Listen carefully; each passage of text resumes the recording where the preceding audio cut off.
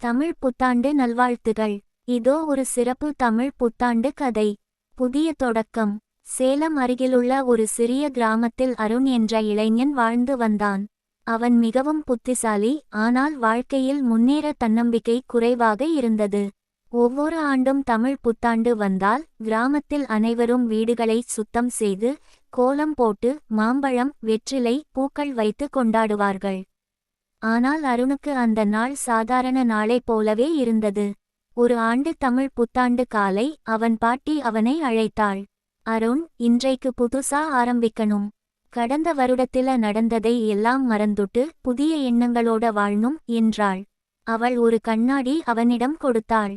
இந்த கண்ணாடியில் நீயே உன்னை பார்த்து நான் முடியும் என்று சொல்லு என்றாள். அருண் சிரித்துக்கொண்டே பார்த்தான்.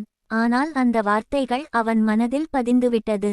அந்த நாளிலிருந்து அவன் தினமும் சிறிய இலக்குகளை வைத்துக்கொண்டு முயற்சி செய்யத் தொடங்கினான். சில மாதங்களில் அவன் ஒரு நல்ல வேலை கிடைத்தது. அவன் வாழ்க்கை மாறிவிட்டது. அடுத்த தமிழ் புத்தாண்டு வந்தபோது அருண் தான் கிராமத்தில் மற்றவர்களுக்கு உத்வேகம் அளிக்கும் மனிதனாக இருந்தான். அவன் பாட்டியிடம் சென்று சொன்னான், பாட்டி, அந்த ஒரு நாள் என் வாழ்க்கையை மாற்றிட்டது. பாட்டி சிரித்தாள். புத்தாண்டு நாளே வாழ்க்கையை மாற்றாது, அந்த நாளில் எடுத்த முடிவுதான் மாற்றும். கதையின் நெறி. புதிய ஆண்டு என்பது ஒரு தேதி மட்டும் அல்ல.